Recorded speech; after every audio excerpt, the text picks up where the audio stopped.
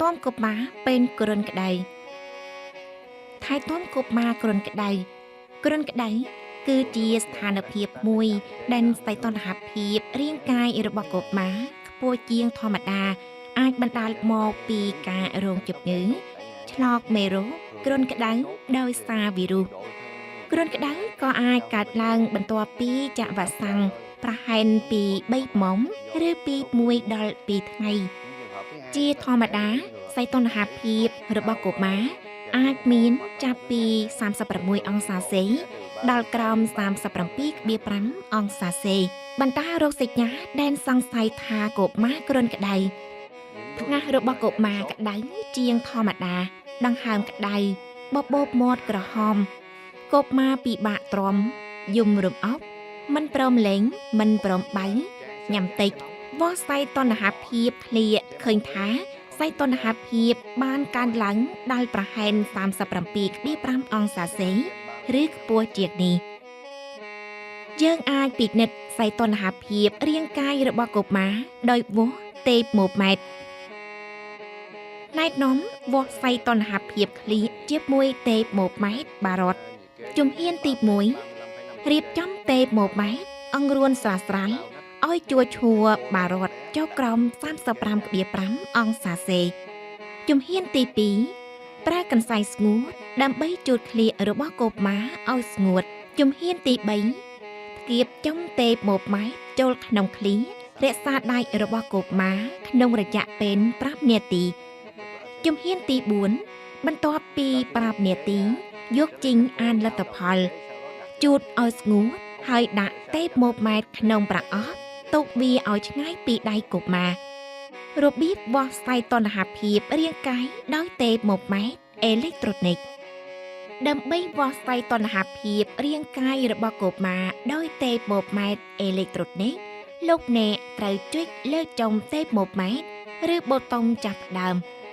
អេក្រង់បង្ហាញឡើងអក្សរអង្សាសេឬសីតុណ្ហភាពនៃការវាស់លើកមុនរងចាំប្រហែល30វិនាទី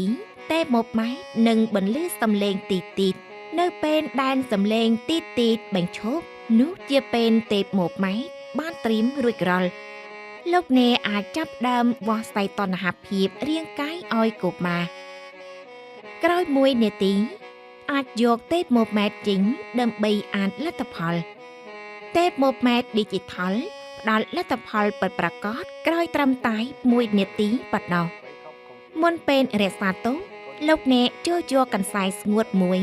ជូតចំអ៊ីណប់នៃទេពម៉ូម៉ែត្រឲ្យស្ងួត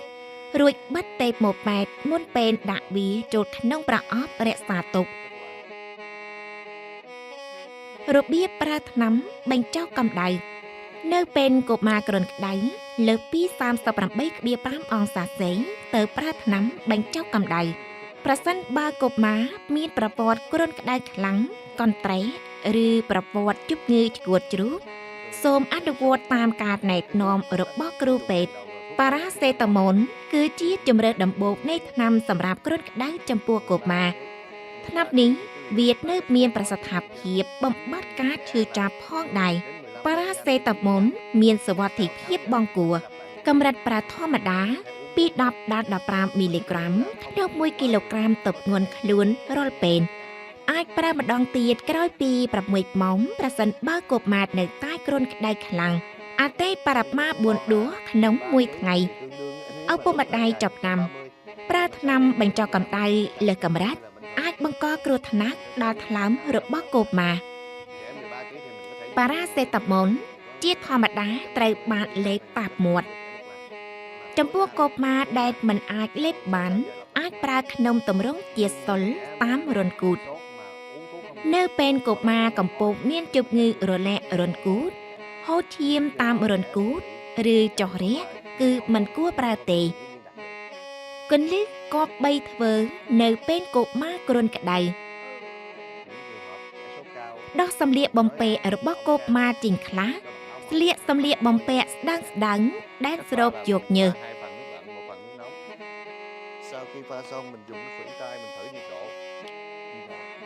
Khi thấy ấm là mình sẽ dùng khăn lau chán và một cái khăn để lau miệng là nắp.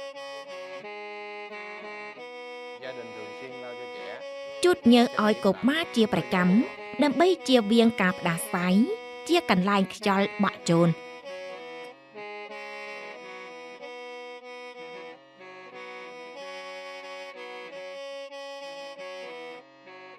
ពិនិត្យសីតុណ្ហភាពកុមាររៀងរាល់30នាទីម្ដង Đến khi nhiệt độ dưới 38 độ, 5 độ C thì ngưng lau mát cho trẻ. ឲ្យកុមារផឹកទឹកឲ្យបានច្រើនឬបើឲ្យបានច្រើននៅពេលកុមារគ្រុនក្តៅ Hoặc là uống nước dừa để thêmអាចឲ្យកុមារផឹកទឹកក្រូចញ៉ាំក្រូចក្រូចថ្លុំផ្លែឈើនិងទឹកដោះគោ và loại 1.000 ml. Nhà mình có mua Aerosol không chị? Trước trường hợp mà អាចផឹកអូរេសនលាយអូរេសតមួយកញ្ចប់ជាមួយទឹក200មីលីលីត្រតាមការណែនាំនៅលើកញ្ចប់ថ្នាំផឹកយឺតៗដោយស្លាបព្រាផឹកមួយពែង200មីលីលីត្រក្នុងរយៈពេល2ម៉ោង ប្រសិនបើកុមារមិនទាន់ផឹកអស់ទេសូមចាក់ថ្នាំចោល pha tương đương với 200 ml nước.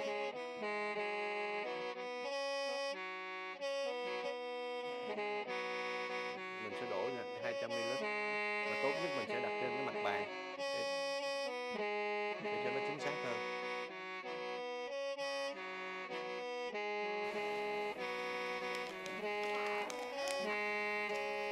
Sau đó mình khuấy đều.